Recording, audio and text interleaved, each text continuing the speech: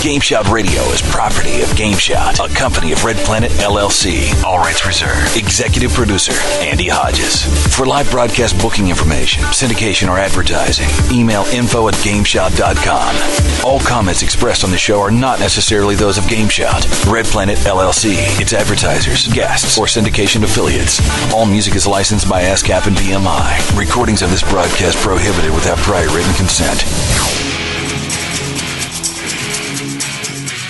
Welcome back to GameSHOUT Radio. This is Captain Maverick. We're sitting over here in the GameSHOUT studios with cloudy weather down here in Florida. With me, of course, is the always effervescent Josh Britt. Josh. Hey. Yes, he's real effervescent today. And then over there is Soulrift. Soul, you're pretty effervescent yourself really today. Under the weather today. He's got this box of tissues in the studio with him. We've got him over in the other studio, okay? I mean, in the other room. Josh and I decided we wanted to lock him off on the other side of the glass there so that there's no way that he can give us his stuff. Yes, I wouldn't want to sneeze on you. Yeah, or anything else for that matter. So how you guys doing today? Good. I see Josh is full of words as always. Of course. Well, you know, I'm here. It's good. It's all good. Well, it is all good. We got a great show for you guys today. We're going to talk about a bunch of stuff, including the first iPhone Trojan has been reported, and we're not talking about condoms there. We are talking about one of them little malware things. Jada has an air guitar and has joined Guitar Hero. You guys got to check out this new toy. It's awesome. Valve has opened a free portal to Nvidia gamers. Sony's discontinuing backwards compatibility in its PS3 in Japan. Sony Skypes the PSP. Kind of cool stuff there. Get some free phone calls. More high-def video wars. Verizon Fi0S services ranked #1 and then some. Kurt Schilling is going to finish baseball and then develop video games for a living, spend time with his family, and do some cool stuff. Remember having Kurt on the show with us. He's a pretty cool guy. Nice to see him doing what he really enjoys doing. He and his son making video games together. That's kind of cool. Davis Jaffe. Is it Davis or David Jaffe? Jaffe. David Jaffe. David Jaffe. See, here I hit the wrong key again. Yeah, from God of War, he wants a unified console, and well, we were looking at this monster Alienware monitor that we just flipped over, looking at a bunch of that stuff. We've got some games that we're reviewing this week. Soulrift has been working on the Bladestorm 100 Years War for the PS3. It's also on the Xbox 360, and I've been working on Super Mario Galaxy for the Wii and having a wee bit of fun. And then, of course, we will follow, as is our wont, with the wacky news from around the world. And today we've got some interesting stories for you. A little bit of holiday season phone fun. Some lifeguards are going to scour the beach for a woman's breast. The coolest, meanest mom in the world. Give the man a hand. How about a woman flushes her husband down the toilet? And more doo-doo stories, and a lot more where that comes from. So we got a lot coming, or a lot ahead for you guys today. But well, we need to talk about one little thing, guys. We'll definitely get to that, Soulrift. In fact, we'll get to it right after we get to the joke of the week. Because I think the writer's strike has kind of flowed over to the joke of the week, because we haven't gotten but one joke of the week. And it wasn't really even much of a joke of the week. Okay, guys, I'm a little disappointed. I'm a little hurt. I got one joke of the week this week, and all it said was, "Go naked people!" Yep, somebody from the old days remembers Go Naked People. So, just for the anonymous donor of the joke of the week, Go Naked People, I have this for you. Bud Light presents Real Men of Genius. Real Men of Genius. Today we salute you, Mr. Nudist Colony Activity Coordinator. Mr. Nudist Colony Activity Coordinator. Wearing nothing but a whistle and a clipboard, you're living the real American dream. Getting paid to think up fun things to do naked. running free. Sure, there's danger. Vinyl chairs, sunburns, chafage, and lawn darts completely out of the question. Watch out now. Your keen instincts tell you to stick to activities that involve lots of bouncing and jiggling. And if that doesn't work, who cares? You're all naked. It's your birthday. So crack open an ice cold Bud Light, nudie boy, because we all know when the going gets tough, the tough get naked. The nudist colony activity coordinator. Bud Light beer, Anheuser-Busch, Fort Collins, Colorado. Go naked, people! Lawn darts. Excuse me while I back away from that one slowly with my tail between my legs. Oh, gosh, that was just bad. I'm sorry, but I couldn't resist. I'm sorry, guys. Josh is over there going, gosh, here he goes again. Mav and his Budweiser Viral Men of Genius commercials, shaking his head at me. Well, yeah, Soulrift, you bring up a good point. This writer strike has really has caused trouble for us. We're not getting our joke of the day, and so if you guys want to join in and get us the joke of the day, please feel free to send us the joke of the day at Captain Maverick at GameShout.com. That's CAPT.Maverick@GameShout.com, and well, let's get you your joke of the day on the air if it qualifies. Remember, we're trying to keep this rated no more than PG-13. Okay. What else do like is a special edition of the show that's like rated M for mature? Well, yeah, we could, but gee, I mean, like, gosh. We just like sit here and swear for half an hour and then like, encode it as an MP3, put it on the internet, people will be happy. Well, see, it's what's not my style. No. That's my problem, So what else is going on in the world? Since we can't have our joke of the day, what else is going on in the world, Soulrift? You were telling me about the writer strike hitting a lot of other places too. Well, I was just amused because with the writer strike still going, there's a lot of these shows that were canceled, especially these late night news and talk shows like The Daily Show with Jon Stewart and the Colbert Report, because those shows are so heavily dependent on their writing teams because they do like political satire and they need jokes written by a team of writers who write about the satire, and they do these little comedy bits and everything. But both shows are now back on the air as of this week, and I've sort of been watching them, and it's kind of amusing to see how they're trying to fill half an hour of show with no written content, nothing on the teleprompters, nothing to segue them in, no preparation at all. I mean, on the first show, Colbert finished he filled the first segment of the show. He filled the first whole segment of his show just having the audience like applaud for 6 minutes. Well, we could do that. Here, let's go back to the applause here, and there. Okay. Thank you. Yes. Yeah, there you go. Oh, you sit down. We know you love us so much. Anyway, that's right. But it's just kind of crazy. I hope this writer's strike comes to an end. Yeah, so do I. I kind of quit watching a lot of the late night TV and stuff anyway. But Leno hasn't been able to get anybody on the show that isn't like a sports person or a news person.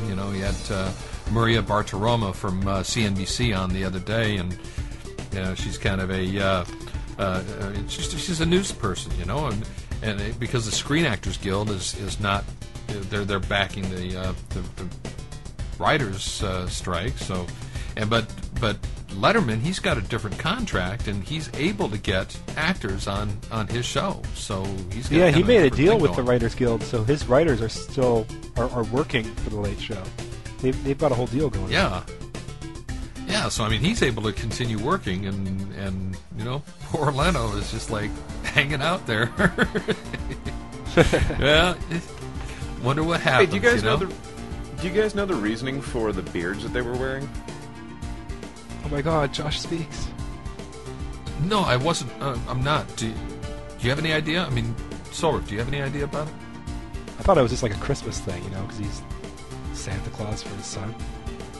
No, like Leno, not Leno, but Conan Letterman. O'Brien and Letterman Oh, I both didn't had know beards. And Letterman. Yeah, they both Well, I were knew. bearded. Yeah, Letterman. I just thought it was because of his son. I don't actually know why. Yeah, both of them, and I don't know why either. Hey, if any of you Has guys something- know why, let us know.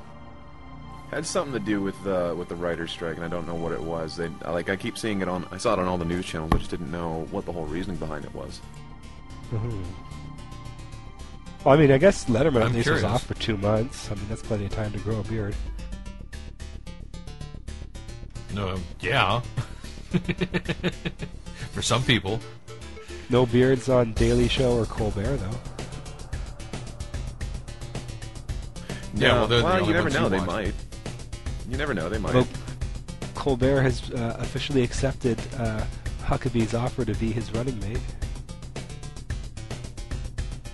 There's an interesting idea. After Colbert had his own attempt at presidency declined by the Democratic convention. Yeah, Democrats said they didn't want him. That's the only part of American politics that interests me, is the chance that a talk show host might, become president or vice president. A movie star did, and he did a darn good job at it, too. Well, governor, hey, not let's- president. No, actually, President. Ronald Reagan was a movie star. Oh, I did not know that. That's right. Ronald Reagan was a movie star. Yep, and became president, and a darn good one at that. But let's move on. We'll see. I'm the senior member All of the right, so what's team, the and game? excuse me while I sit up straight here. yeah, Hey, wait, did you this guys is know called that? GameSHOUT? What's going on with video games? Well, first of all, I wanted to start out with this phone, this iPhone Trojan, because games, gadgets. You play games on an iPhone, right?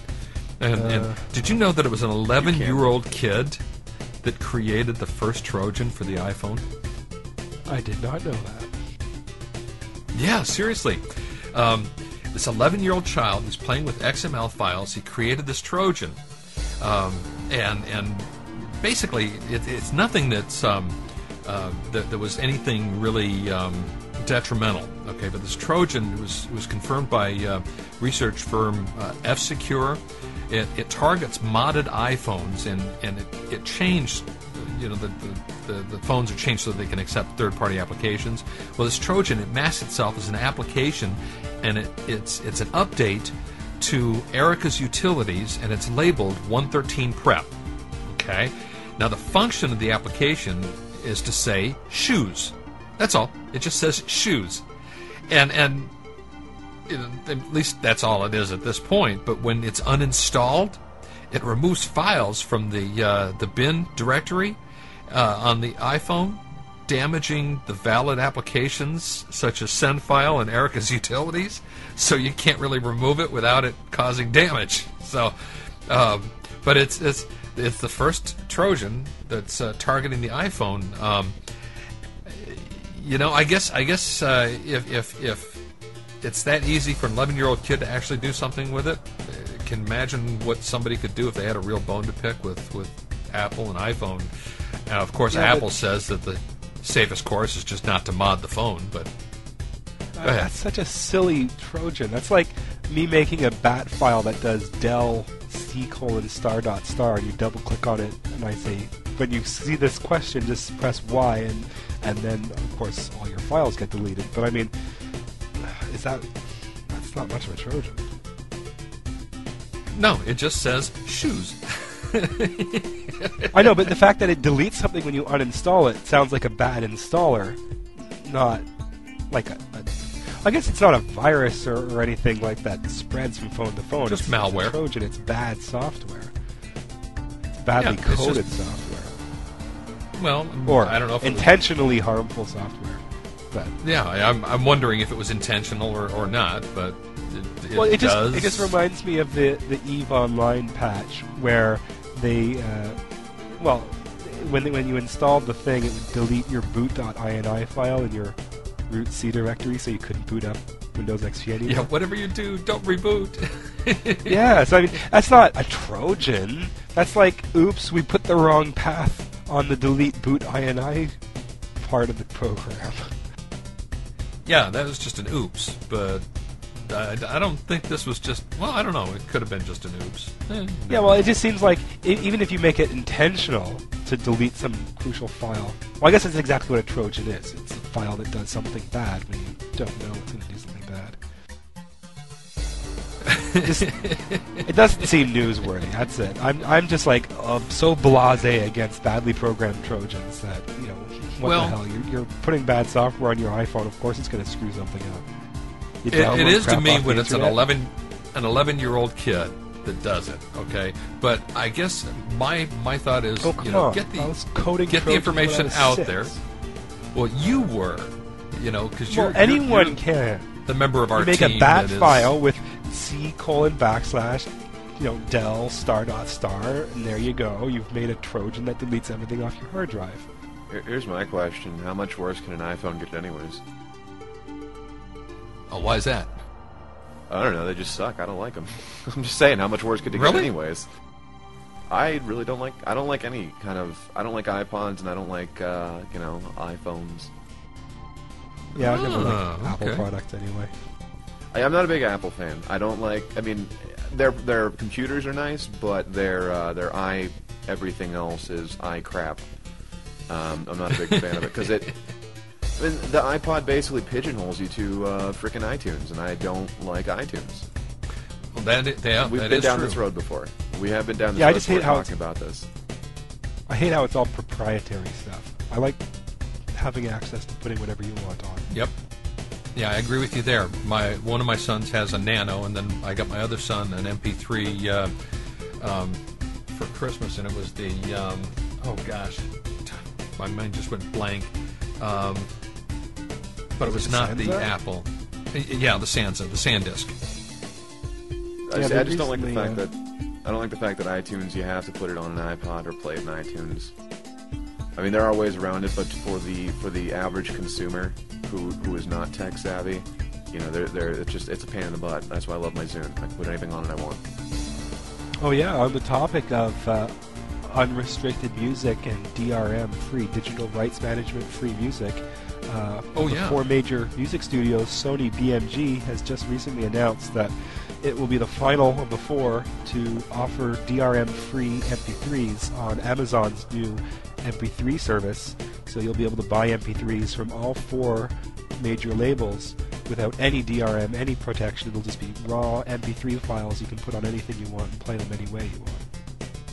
That's brilliant. That kind of reminds me That's something of, I like. Something else I like that just recently has been going on. I don't know which movie company it is, but whoever did Live Free or Die Hard and the Harry Potter movie, the new one, if you purchase the special edition DVDs, they come with a file of the movie for the computer that you can copy from the DVD to your computer and put it on whatever media you want. Watch it on your iPod, watch it on your Zune, watch it on your, just on the computer. It's cool idea. Digital rights free. And Sony announced that they're going to be developing a system so that you can take Blu-ray movies, put them in your PS3, and copy a reduced quality version to a linked PlayStation Portable, so you can watch your Blu-ray movies on your PSP on the go without having to buy any more of those UMDs. Yeah, Adam does that with his PSP and the movies that he's got downloaded on his PS3. Yeah, so they'll be able to do it automatically with Blu-rays. It's part of like a built-in feature. That's kind of cool. And on the topic of features going to the PlayStation Portable, Sony has confirmed rumors that they will be introducing Skype capabilities onto the PlayStation Portable, at least the slim version. There's no official confirmation whether or not the older version, I guess the fat version of the PlayStation Portable, will be getting Skype, but the Slim at least will be getting Skype, and you'll be able to essentially have a nice little internet phone going around the city with any sort of Wi-Fi hotspots in your PSP. And free phone calls to anybody with Skype. Here, I would have thought we learned our lesson with the N-Gage. Well, yeah, but it's like the PSP is already such a well, I guess it's a pretty cool unit considering how much functionality and features Sony's jammed into it. I've seen a lot of people going around with PSPs using them as MP3 players. Then you could, of course, play games on them, watch movies on them, and now do Skype on it. It just seems like they've stuffed a lot of features into this one little handheld unit. Yeah, but it just reminds me like that old jack of all trades adage, proficient at everything, expert at nothing. Well, there are some good PSP games. I know some of the strategy games, like they've remade Disgaea 2 for the PlayStation Portable, Disgaea Afternoon of Darkness or something, and apparently it made a very good transition to the system. Don't get me wrong, I mean, there are good PSP games. Unfortunately, they are still few and far between. We're, what, 5 years... Oh, no, it's almost 4 years out now. Yeah, it's been 4 years. And there's still few and far between PSP games. There haven't been enough games for the PSP to make me want to go out and buy a system. Mind you, that's also true for me and the DS. I guess I'm just really picky when it comes to games. But there have been a lot of new additions and updates for the PSP that, maybe we weren't expecting before. I mean, internet capability, the Skype, and a lot of other things that you're able to do with the PSP. Before it was just a gaming thing. Now it's a full entertainment gig. Or full entertainment piece of equipment. So is my Zune, my cell phone, and my laptop. Well, actually, no, wait, I can go on the internet on my cell phone. So, you know... Well, yeah, but I mean, like things like laptops, obviously you expect to be able to do a lot with them. But the fact that the PSP and PS3 together make a sort of the synchronicity between the two. You can download stuff from the PS3 store and then load it wirelessly onto your PlayStation Portable, play older PS1 games and more backwards compatibility stuff like that. I think it's cool the way they've integrated. Sony's really integrated its two gaming platforms to give a lot of features beyond just gaming, and also do internet and movies, and just get these two units and you can do everything with them. But you speak too soon. Oh, go ahead, Josh. I was going to say, don't get me wrong, there's a lot of really cool features that the PSP and the PS3 combined are, but yeah, I don't know. I agree with that. Those are really cool features. I do enjoy those features. Yes, you're right, but as I said, you speak too soon, because Sony is killing the backwards capability back in Japan. Actually,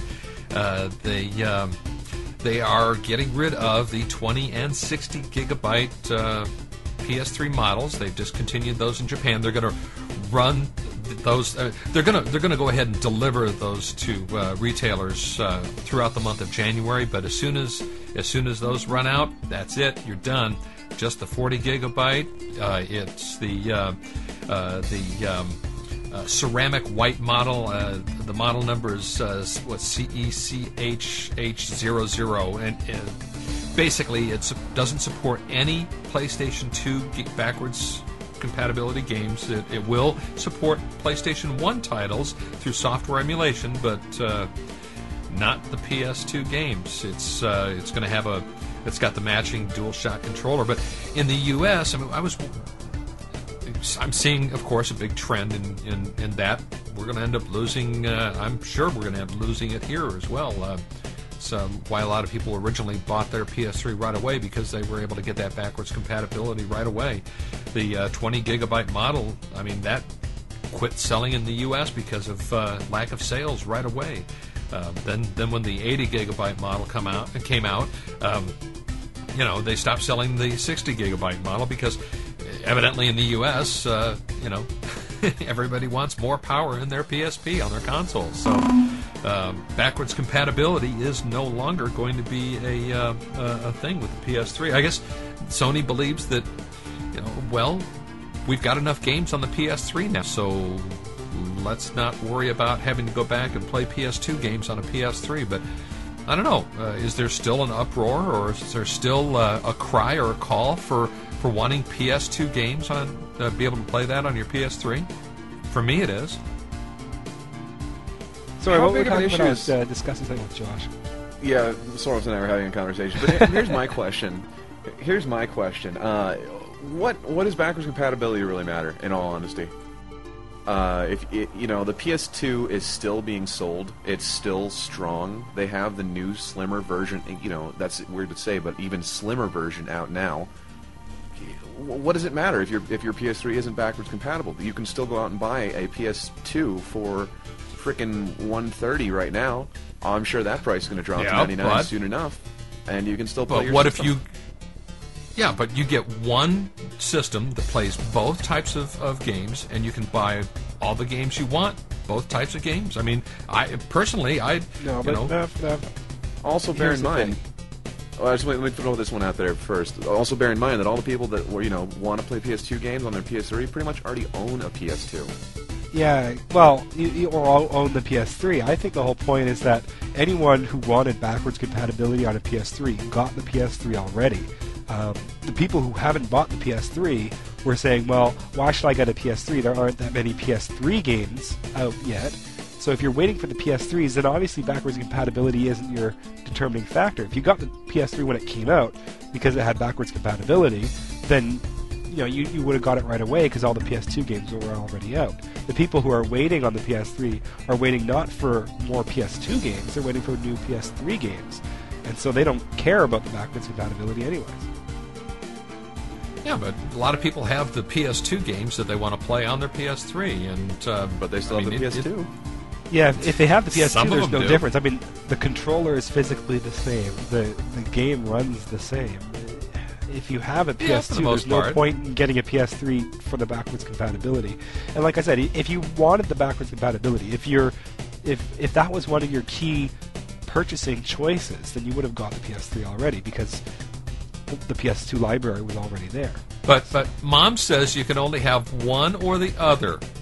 There's only room in the living room for one console or the other. Choose one or the other. Stick the other in your bedroom. So little Johnny says, I want the PS3 because then he can play both the PS3 and the PS2. That's the dumbest argument I've ever heard. Nobody. Yeah, come on. That's not. No. Sorry, man. It is so true. Works all the.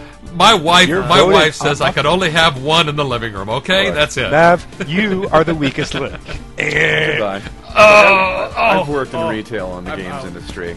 I've seeing that firsthand anecdotal evidence of backwards compatibility is seriously not as big of a seller as many people want to make it out to be. It shouldn't be because again, anyone who has a PS2, I mean, if you want to play PS2 games, likelihood is you already own a PS2.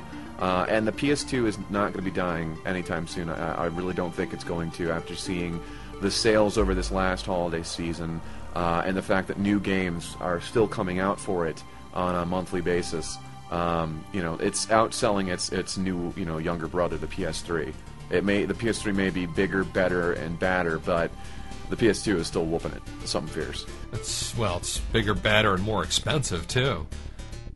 Well, plus the fact that they're phasing out backwards compatibility makes the early adopters who bought the 60 gig unit when it first came out feel special because they'll have backwards compatibility and all the new people won't. Funny story. Something that happened when the PS3 was sold. This over a year ago when it first came out. A couple of college kids went out and got it. The one guy went out, picked up the PS3, came home, and because it was backwards compatible. They decided to send off their PS2 with something of a little bang. So they decided to pretty much pee all over their PS2 after unpacking the PS3. The kid, on the other hand, failed to do one thing, which was unplug the PS2. And unplug it? Oh no! Apparently, urine is a very great electricity conductor, and he was thrown back a good 6 feet. Oh yeah, zapped his butt across the room. Feel the power of comedy, because when he peed on that thing, somebody got a laugh. Boy, Josh, that felt like a good piece of Captain Maverick's Wacky News right there. That did. I didn't want to go tangentially. That was disturbing. There, but spent enough time with the guy. Oh, really? I guess he started to rub off on guy. you. Only took now 5 that's years. Disgusting. All right, what's next? Quick, we gotta do something new. Yeah, really. Let's change the subject quick. Well, all right. Let's say let's screw this all backwards compatibility crap. Let's all join hands and come together. Let's brothers and sisters around the world. Let's come together into a unified console. One console to rule them all. That would be awesome. That would be great. And I'm not the only person that actually believes that. David Jaffe, creator of such games as God of War and the Twisted Metal series, also believes that, we should have one console to rule them all, one console to find them, and one console to bring them together and in the darkness bind them. Yes. Yeah, stupid Lord of the Rings. But he says in his blog, we have it with DVD, we had it with VHS, we have it with the televisions, in the sense that, for the most part, every TV is capable of broadcasting the same signal. So what do we lose by having it for game consoles? Yeah, I'll agree with him. He's not the only one. David Dyack, I believe he's the guy who is behind, was it Too Human? The new Xbox 360 game that will be coming out later on. I don't remember. I think it's Too Human. He is also another supporter of the unified console idea. I don't know. What do you guys think that A, it's feasible, or B, it's a smart move? Well, also I kind of like it. But how are they going to get together? I'm sorry. Go ahead, Soulrift. Back in October, Electronic Arts' senior executive Gerard Florin also commented that EA would like to see a single unified console. I don't know. I think it happening and it actually happening are two different things. Okay, wanting to have it. I'd like it to happen. I mean, but we lose and gain things from that. Will it ever happen? Not anytime soon. I think as things go and continue here, we may see it someday. And I don't think it's going to be one unified console. I think it's going to be one company beating out another, and that's it. That's the last of the war, overall. Whether or not, I don't know. Whether or not that happens and when it happens, I think it's going to come down. I think it will happen in the future because, consoles are coming more and more like computers. We're starting to see computers try to become like consoles and consoles try to become like computers. Well, some analysts are predicting that the way of dedicated hardware like a console is going to go out with the development of faster broadband, because you'll just have a single set-top box. It's like right now, you don't have to buy a different TV for every channel you want to watch. You buy the one TV, and then you just change channels to ABC, NBC, whatever you want to see. And the same thing could be happening with games. You get, the equivalent of like a TV with a controller, and you just tune into the Nintendo channel, the Sony channel, the Xbox channel, and all of the game hardware, the thing that actually processes the game, is done in their side, fed over the series of tubes to your house, and then you play the games that way. Well, there was a game we saw that. Yeah, the Phantom. We saw that at E3 a couple of years back. That horrible misconception abortion of a console. Uh-huh. Well, and it never flew. This wouldn't even be the console, right? You would just have you'd just be over the you wouldn't. You know what I'm trying to say? Yeah, I know what you're trying to say, but you also have to bear. You also take in mind there has to be a hardware aspect to it. You would have to have a hardware aspect to it where you can upgrade the graphics and the features and the capabilities over time. Right, So but I mean, like have to be all of that would be in on their end. That would be like connecting to a web server through a web browser. It's like so the server that actually renders the graphics would be in Sony headquarters. It would render the frame, send the video frame over the internet to your screen, and then it would just display it.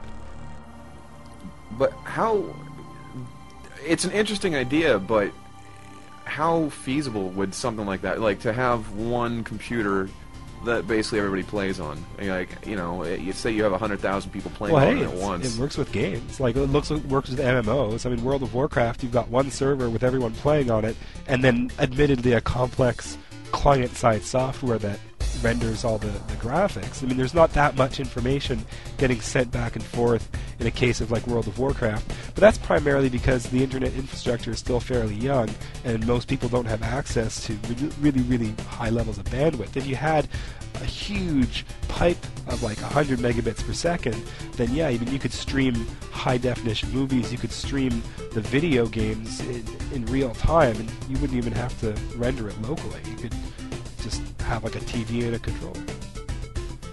As cool as that sounds, I don't see that happening for quite a while. The technology, the internet, none of it's there.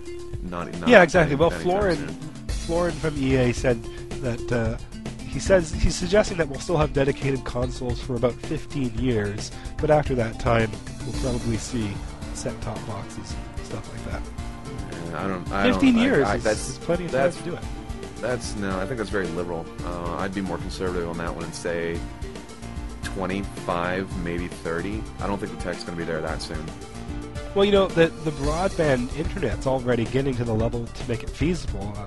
Verizon Internet has their Fi0S service, fiber optic internet connection throughout the United States. It's now rated #1 in customer satisfaction, not only for their internet, but their Fi0S television and telephony. In a recent survey of 2007 users, beating out all the cable companies and DSL services, Fi0S is, in fact, the #1 in customer satisfaction, which is a pretty major point because Verizon's been hemorrhaging quite a bit of money to set up the Fi0S network, and it looks like it's finally turning out to be a good idea after all. Right now they're offering service up to 50 megabytes per second, megabits, 50 megabit connection, which is pretty wicked, 50 megabit internet connection, and the Fi0S technology could go all the way up to 100. My only other concern, though, is the you throw in the fact that yes, the internet is continuing to grow, but so is technology, so are the graphics, so are what you need in order just to run things coming up. And in 25 years, what's the graphics going to be like then? Think of the last 10 years of how we've grown in the last 10. What is it going to be like, and what are we going to need in 25, 30, or in 15 for that matter? It's just, the end result of the graphics is the same. It's a number of pixels you put on a screen. Admittedly, the technology to render the graphics is growing in leaps and bounds, but that rendering technology, the hardware, doesn't have to be a console sitting in your living room. It could be on a server on the other side of the country, and then it renders the images and sends the images over the internet to you. I don't know. I'd have to see it. Well, plus that would be, that way you can make the console. You don't have to sell, because right now the big issue is that they lose money when they sell their consoles. This way they wouldn't have to sell the consoles. They could just jump straight to selling you the games. By setting up the consoles on their own servers. I don't know. The way I look at it historically, you look at when we had 56 kbps as our high speed, highest speed internet connection. Our files were smaller back then, but as the internet connections grew, everyone's like, oh well, I can move these a lot faster. And then you start to realize that download speeds and all that kind of stuff starts to stay the same, mainly because the size of the files have now increased, and things will increase over time. And I know what you're saying, and I know how you're saying it, but speed and I don't know. I don't see it being feasible anytime soon. I don't know. No, well, 15 years. Moore's law. That's what, like 100 times, or that's 10 doublings. So yeah, but then again, Moore said that 1,024 times more powerful. He just recently said, not recently, I think it was in the last year, said that Moore's law is going to be defunct very soon here. Then again, apparently he says that a lot. Yeah, and then apparently he went back and said, maybe it's still gonna work after all. We'll see. Yeah, maybe. But because recently they've done a lot in shrinking processors. They got stuck at the 3 gigahertz barrier, but they've gone down from 90 nanometers to 60 something to 45 now. Soon it could be at 32 nanometers or smaller. So it's the size wars that are going on right now, shrinking, is really reminiscent of the late 90s speed wars, when they went from 100 megahertz to 3 gigahertz in a matter of years. You know what? They need to get back to the speed wars, because screw the size wars. Let's get back to speed. I want more speed in my computer. I want to see. I want to see. They have the 3.6 gigs, but I want to see 5. I want to see 6. I want to see 7. I want to see 10.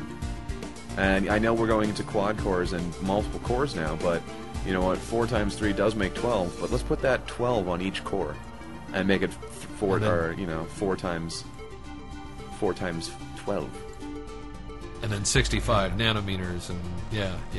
That would be going up in size, man. That would be a bad thing. 45 nanometers, excuse me. Yeah, 45 is what they're working on now. Yeah, 45 is what they're working on now. I want faster processors. Give me more speed. What about cooler? Yeah, what about cable? I was going to talk about the Verizon Fi0S.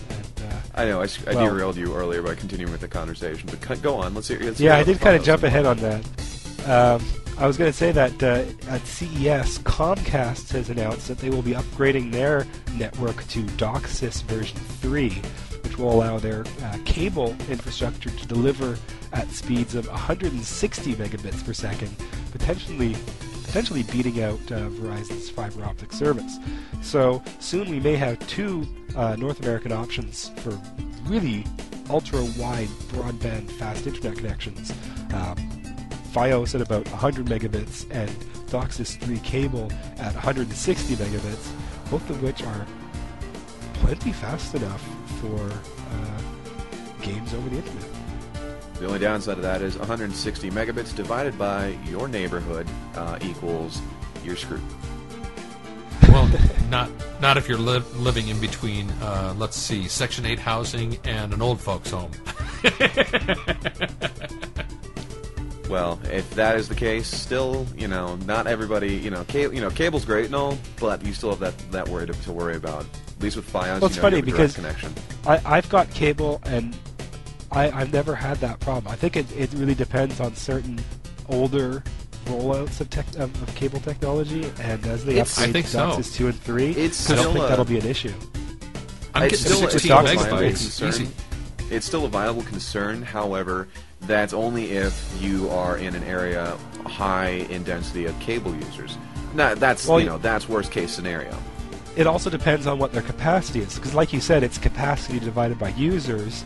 But the capacity isn't 160 megabytes. That's just the fastest speed one user could have. I mean, if the capacity is a bajillion and they divide it up by, however, as many people, they might all still get 160. You just have to bring your capacity up so that everyone gets maximum speed. Yeah. We'll see. That's the same problem that dial-up has. That's exactly the same problem that dial-up used to have. Remember when you used to use dial-up and you get a busy signal because they'd send out, they'd subscribe 1,000 users, but they'd only have 200 phone lines, so only 200 people could dial up at a time, and you'd have to wait until the busy signal went off. Well, I mean, of course there's always going to be technical bottlenecks, but they just keep upgrading. Oh, yeah. No, and I'm cool with that. I'm fine. 160, Fi0S, whatever. Either which way I go, damn. I'm actually, sadly, I've been a DSL user for, I was one of the first. I know, I love my DSL. My DSL rocks. Last time I had an upgrade, I had a better DSL than Mav did. My DSL was better than Mav's cable back then. Not anymore, because we haven't upgraded anymore. Yeah, no, I'm gonna concede that one, but I think. And now I'm getting 16 megabyte downloads. That's right. Yeah. Oh wow! In the next I thought my 10 was 6 pretty months good. here, and 1.5 up. Yeah, sadly, in the next month here, after 10, maybe 12 years of DSL usage, I think I may be switching to cable. Not for any preference. I'd prefer DSL, but when moving in with a significant other and they say this is what we're getting, you just have to agree and nod your head and say yes, ma'am. Yes, dear. There's diplomacy for you. Hey, as long as I have internet, I don't care where it's coming from. It's not Comcast, thank God. It's actually Roadrunner. I hate Comcast.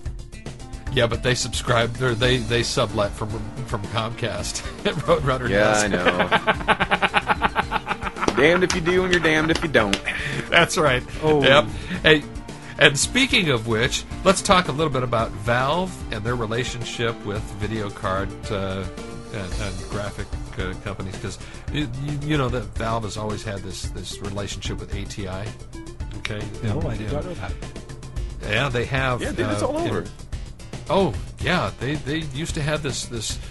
I mean, it was a love relationship with ATI. I remember many years ago, going back to E3, and one of our first days at E3, we did a remote there from ATI, and they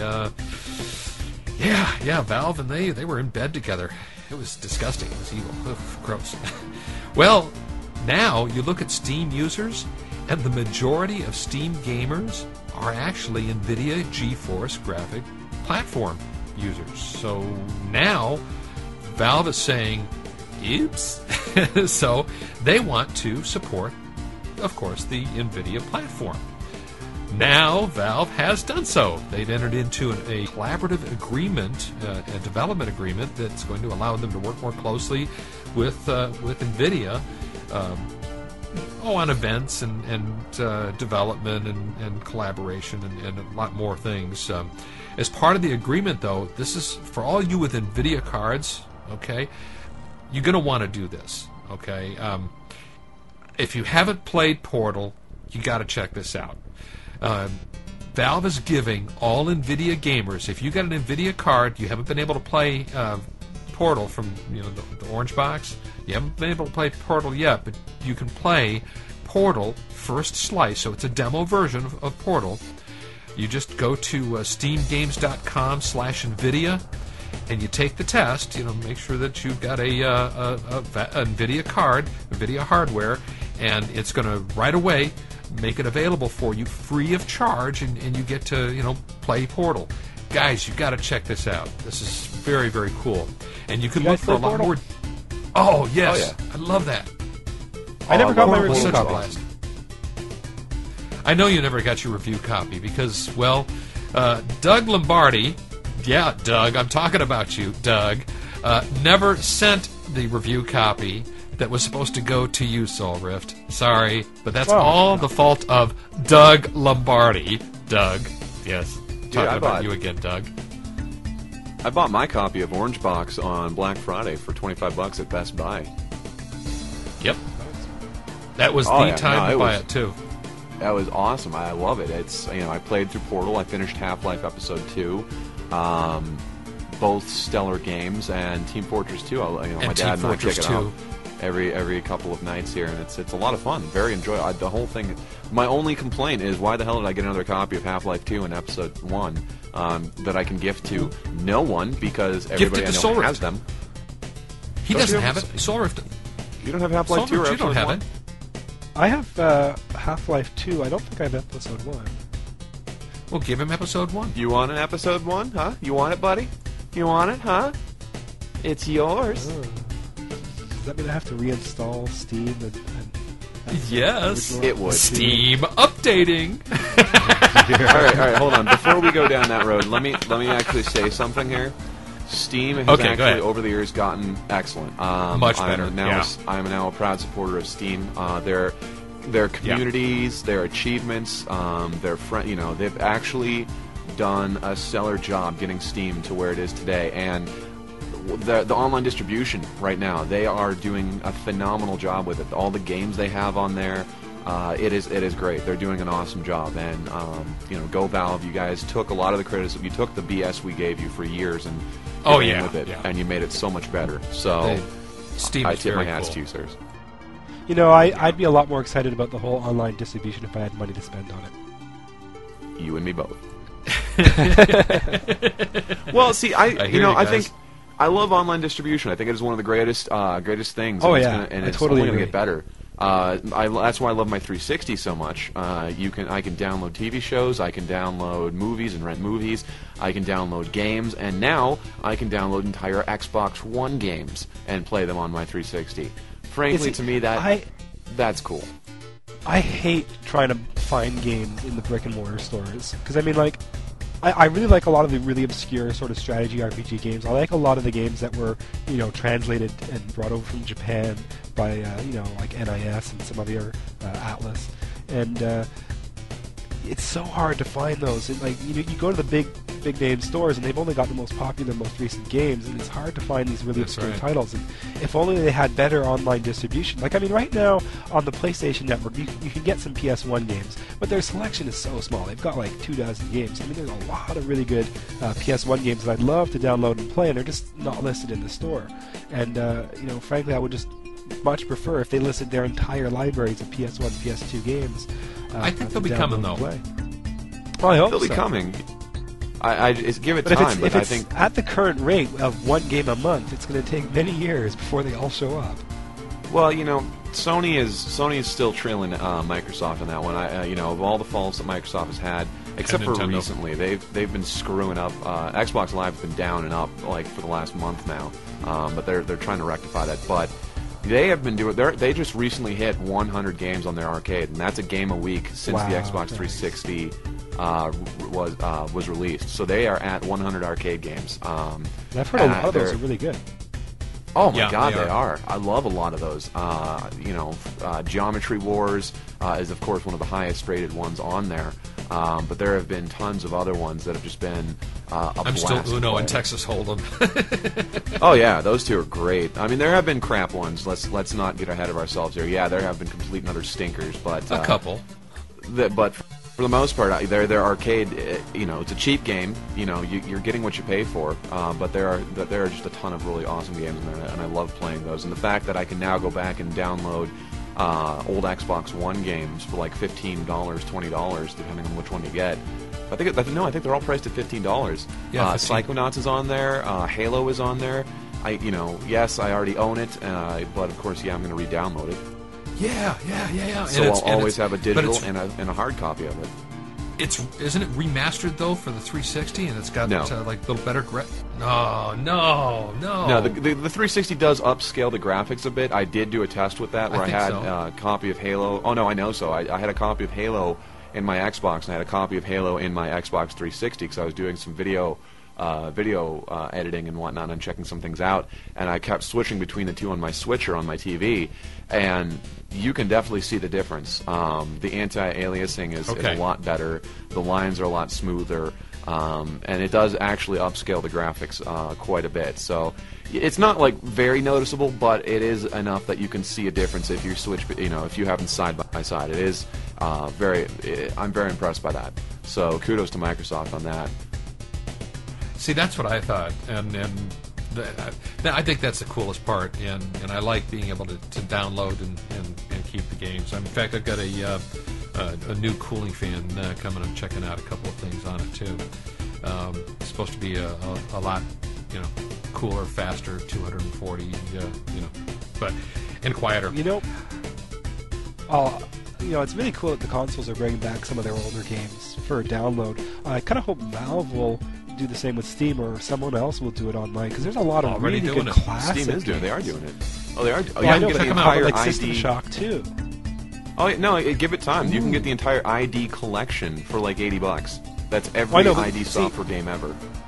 Yeah. The big issue though is with a lot of the games that don't run under XP or Vista anymore. I mean, there's certain games like System Shock 2 always stands out because it ran in Windows 98, but it was difficult, if not impossible, to get it to run under XP or Vista, and it would require going back into the source code, making some alterations to get the game to work again. But there's a lot of really good old classics, the original Deus Ex, System Shock 2, the original Descent, or how about the original X-Wing and TIE Fighter for DOS. I mean, some of these games are such good classics, it'd be great if they could bring them back for a new generation. Wouldn't it just be easier to implement an emulator? An emulator, yeah, just an emulator in Steam itself, than to go back and recode every single game ever. Well, some of them, they might not need that much recoding, and some of the emulators, I don't know. I know there's a relatively good DOS emulator out there called DOSBox, but I don't know how well you could emulate like hardware calls from Windows 98. Because already they have like an XP and Vista. They have this sort of like backwards compatibility thing. Where you right-click on the thing, go to Properties, you choose Run in Compatibility mode. But I don't know how well you could wrap those up. I don't see why they couldn't do that. I mean, just have it. The emulation's already built into Windows. Why can't they just tap into that using Steam? Well, it doesn't work. That's the problem.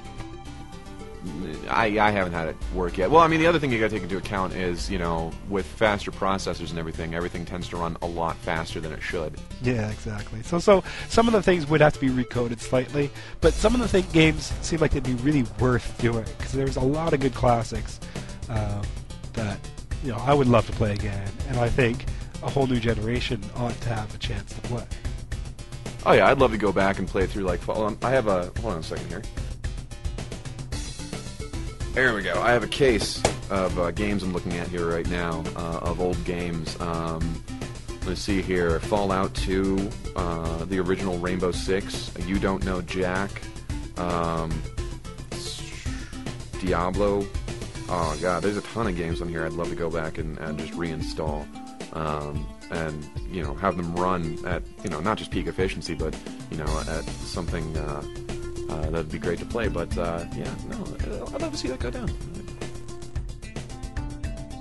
I'd also like to play some more new games like Bladestorm. Hey, segue yeah. to the records. There you go.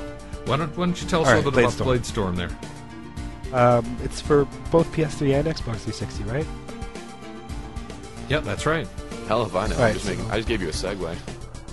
Yeah, I love your segue. Thank you, Josh. Well, I got the PS3 version of it to view. Bladestorm: The 100 Years' War. It's by Koei. Famous for their Dynasty Warrior series of games, I believe. Or I could be completely wrong and making an ass out of myself. You're right. But I'm right. Good. I like being right once in a while. Yes, you are. It does kind of play out like Dynasty Wars. It's the easiest way to describe it is to harken back to sort of the Dynasty games. Except in this game, instead of being set in Asia, it's set in France during the 100 Years' War when England crosses the canal and invades France. And you play as a mercenary who's hired by both sides of the war on various contracts, and you fight on over taking control of France. Instead of the Dynasty Warriors style of game where you have like this obscenely powerful general and you walk all across the battlefield carving a swath of destruction through thousands of enemies, in this your mercenary is not that much more powerful, and you are much more vulnerable. So what you do is you actually take command of army units on the battlefield. You walk up to a unit, you press the X button, you take command of that unit, and then based on the unit that you control, you get different attacks. So if you take over an army, a unit of archers, then your three face buttons, the square and triangle and circle, will give you 3 archer attacks or defenses or special moves. And if you can just let go of them at any time and then pick up some horsemen instead or some swordsmen. There's a lot of different units to choose from, and you can switch around between them at any time. That adds a lot more interesting sort of strategy to the game because each unit has strengths and weaknesses against other types of units. So, for example, most infantry units are quite weak to horsemen. However, the archers are quite powerful against the horsemen, and of course the archers are weak to infantry. So you get these sort of triangles, and it's actually quite complex because there's about 24 different unit types, and they all have strengths and weaknesses to different other units. So you got to pick and choose which unit based on the enemies that you're going to be fighting. Now there's 2 other ways you can turn the tide of battle. With the L1 button, you can pull out pennons, these little flags that give you temporary buffs. You can improve the strength or defenses of your own squad, reduce the strength defenses of the enemies. You can make you move faster. You can also send your enemies into a panic so they kind of run around and panic for a while. There's also all sorts of different effects you can use with these pennons, but they're consumables. Every time you use them up, they're gone. You have to re-equip new ones or buy new ones. And then with the L2 button, and this is where it gets really interesting, you can bring in reinforcements directly onto the battlefield.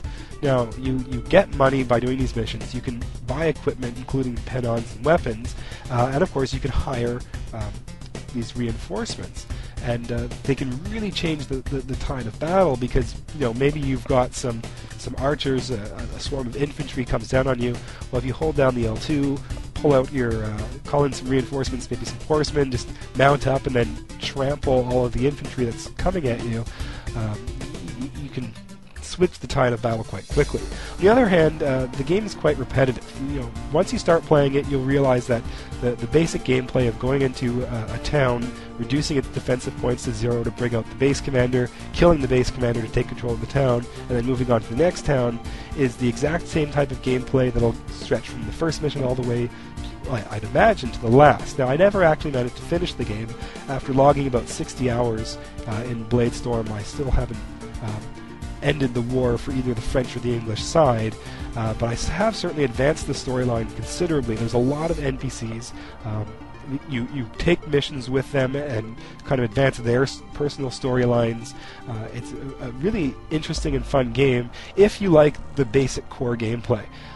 So as far as picking up Bladestorm, I think it's a great game and definitely worth playing. I would highly recommend renting it first, however, and getting a feel for the basic gameplay, because if you don't like the actual fighting in the game, that's all there is throughout the whole game, and it'll really make it or break it if you find it boring or repetitive. But otherwise, it's definitely worth picking up, and many hours of fun if you enjoy it. And that's Bladestorm Very cool. by Koei for PlayStation 3 or Xbox 360. That's Bladestorm, the 100 Years' War, and it takes 100 years to finish it. Yeah, something like that. Yeah, very close. Here, don't. Oh, gosh, he coughed all over the window in there. Oh, it's disgusting. Terrible. Sorry well, about that. that's okay. At least you hit the cough button at the last minute there. Hey, thanks, Soulrift. That does sound like a blast, and I've been watching him play it. It does look like a really fun game. Now, in the interest of time, ladies, gentlemen, boys, and girls, we are going to carry over my 10,000-foot view of, or review view of Super Mario Brothers Galaxy for the Wii to next week. All right, so we're gonna go ahead and carry that on over. Which, you know what that means, don't you? You know what time it is? Yeah, you know what time it is, don't you, Soulrift? Yeah, you do. That's right, it's time. He's holding the cough button over there. It's time for the wild, the wacky, the wondrous, yes, that's right, I said wacky, wondrous, wacky news from around the world. It's when I get to bring you some of the greatest stories from all over the world. And I have some really good stuff for you this week, guys. This is some really cool stuff. You ever wonder what you could do with your phone to have fun? Well, here's some interesting season greetings from this one little young lady. An unidentified 31-year-old man in Palmerston, North New Zealand, got a series of text messages on his phone notifying him of an early Christmas present. Two young women were offering to, well, let's just say, stuff his stockings. Yep, he proceeded to the indicated address, and as suggested, he removed his clothing and tossed it through the front window and let himself in. Well, the house's occupants had not sent him the message. They called the police. And investigators, they traced the prank back to a 17-year-old girl. The man, he was charged with being unlawfully on the property. And the girl, well, she was charged with misusing a telephone. Is there any 17-year-old girl who can't be charged with criminal misuse of a phone these days? I don't think so. Oh, my goodness, that's terrible. But not as bad as this, okay? Also in New Zealand, oh, this poor lady. See, look, lifeguards at Oreti Beach, they found themselves searching for a breast on Sunday after a woman lost a silicone prosthesis in the surf. See, the owner of the breast, Carol Davis, she asked lifeguards not to laugh before retrieving her loss. She said she went for her big swim, she got her towel, and then thought, oh my gosh, I've lost something. And then she said she saw the lifeguards looking for it, she got the giggles, and then the grandkids and all the rest of us went on a booby hunt. Yep, they went looking for her breast on the beach. The breast proved elusive, and Davis feared that she would have to pay $400 for a replacement, but she did get a happy ending, thankfully. Eventually, as a hospital worker later located the missing breast and handed it in to the Cancer Society. Yes, I love a happy ending to our stories. That's breast lost on the beach. That's as bad as some of those commercials we see. Yeah. Somebody's losing their love handles on the beach and stuff. Well, let's jump on over to the coolest, meanest mom in the world. I don't know if you guys have seen this in the newspaper, but I have, and I think it's one of the coolest stories yet. This is a mom who really cares about her son. This is a Des Moines, Iowa mom. She found alcohol in her 19-year-old son's car. It's only been driven for 3 weeks. Her name is Jane Hamilton, and she looked under the front seat of her son's car and she found this bottle of booze. Now, she only had 2 rules, okay? One of them was no driving after midnight, I think it was, and then the other one was no booze, okay? And well, she found booze in the car, and this terrible mother decided to sell her son's car. She bought it, so she decided to sell it. So the ad that she ran reads like this: Olds 1999 intrigue. Totally uncool parents who obviously don't love teenage son selling his car. Only driven for 3 weeks before Snoopy mom, who needs to get a life, found booze under the front seat. $3,700 or best offer. Call Meanest mom on the planet. She got 48 calls, and not one of them said she was a bad mom. Every single one of them said she was cool.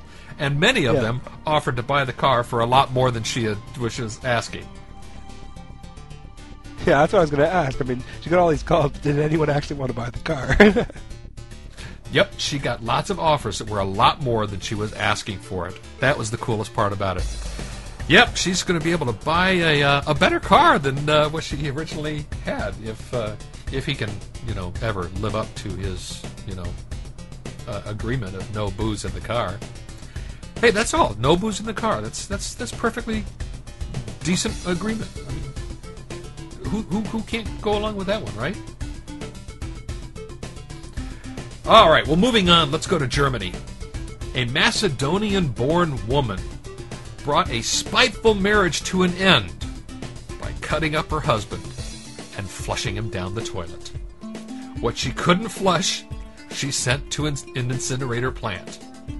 Yes, that at this time, the exact cause of her husband's death is quite unknown. According to the Dusseldorf police spokesman, the woman told her children that you won't find him. I flushed him down the toilet. The 52-year-old woman has reportedly tried to poison her husband in the past. After her gruesome escapades, the woman fled the country of her birth. German authorities are seeking to have her returned. Man, why would you want that back? Flush? Oh my gosh. They want her back to prosecute her. I mean, think about it. Ugh, that's like, wow. Now, okay, if he died of natural causes, okay, that would be unlawful disposition of the body. You know what they're doing? They're having what's called green funerals. Have you heard of these? No, seriously, a green funeral. They don't bury the body in these coffins that don't allow the bugs to get through. They wrap them in a canvas cloth. They don't embalm the body or do anything like that. They wrap the body in a canvas cloth and bury it in a shallow grave, allowing the bugs in the body to decompose naturally. All right? I mean, didn't they used to call that, homicide? Well, to be honest, this green stuff is all fishy. It's best if you donate your body to medical research.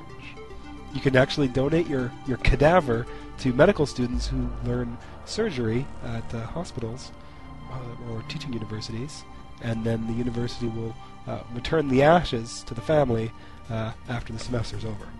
So that way you can continue saving lives after you've passed on. I have seen what they do with those bodies, okay?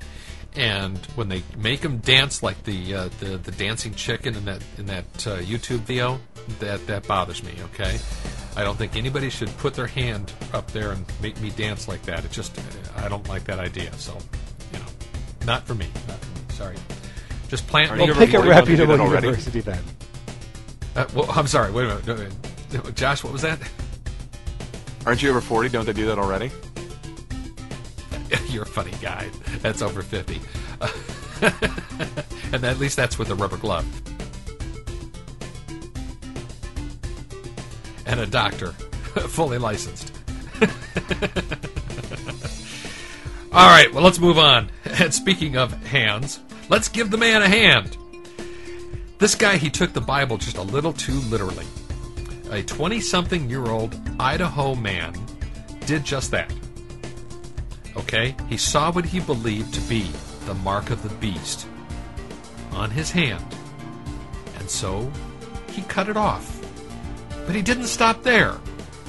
After that, he cooked it in the microwave. Then he called 911. By that time, somebody showed up. The hand was, pretty well cooked, tender, ready to be consumed if necessary. It was, well beyond... Okay, well, let's put it this way. Details are still unfolding. We don't know whether the man has a history of mental illness, but I'm willing to bet that he does.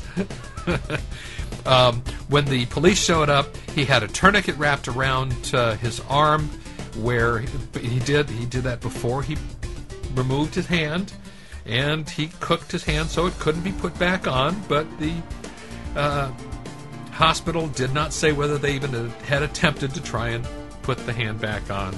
Of course, I can tell you that they did not. After all, have you tried to put a stew back on, pork butt back on the pig? It don't work. Okay. Anyhow, cut off his hand because he saw the mark of the devil on his hand. Ooh. Nasty. All right. Well, let's go over to our potty talk. This puts the new meaning of stinking drunk into the brings new meaning to the term stinking drunk. Local police didn't have to work too hard to find the drunk driver who drove through the resident's yard. Jose Correa, he's 18. He drove his black Camaro on the wrong side of the road and eventually through the McDonald's yard. This is out of Durham, North Carolina. Yeah, Bill McDonald, he said that his daughter came running up to him and said that she said, "Daddy, there are headlights right outside my bedroom window." Well, he walked outside and he looked, and sure enough, there was a Camaro sitting in his front yard. Police said that the driver walked away from the scene, and when Jose did, he walked through some dog droppings left in the yard by one of their 4 dogs.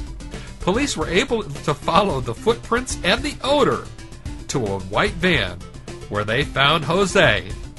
And by the way, just for your information, he blew a .11. Just a little over the limit. Oh, gosh. Follow the doo-doo.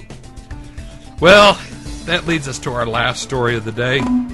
Speaking of following the doo-doo, the Subway Authority has announced, this is in China, or excuse me, in Seoul, Korea, the Subway Authority has announced that it will be installing toilets for the train drivers after a very unfortunate bathroom tragedy.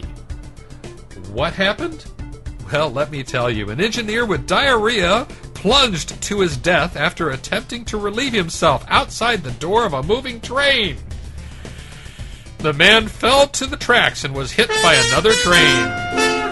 Ooh. Seoul Metro says they intend to install 400 toilets. That will increase the number of staff bathrooms. They're going to attempt to avoid similar problems in the future. And with that, I want to wish everyone happy news and happy toiletry.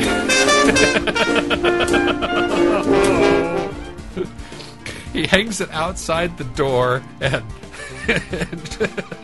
falls out of a moving train. Oh, whoops. Gosh. That's just awful. Yeah, oops, I slipped. I guess the only thing that would be worse is if he had actually successfully excreted that diarrhea out the train, and then the oncoming train slid off the tracks as a result of it. Oh, no, wait a minute. There's only one thing I can say to that. And, of course, you know what that is, don't you? See you next week? I don't know. No. ooh. I mean, just ooh, ooh, ooh. All right, well, yes, with that, Soulrift, Josh, say goodnight, guys. Good night, guys. Good night, guys. We'll see you guys next week. Be sure to check into GameSHOUT.com for all the news. And, hey, by the way, don't forget, you can catch us on Game Surge in the GameSHOUT channel. And we'll see you guys next week. Thanks for joining us. This is GameSHOUT Radio, the #1 talk game station in the world. Visit GameSHOUT.com for more info. GameSHOUT. GameSHOUT.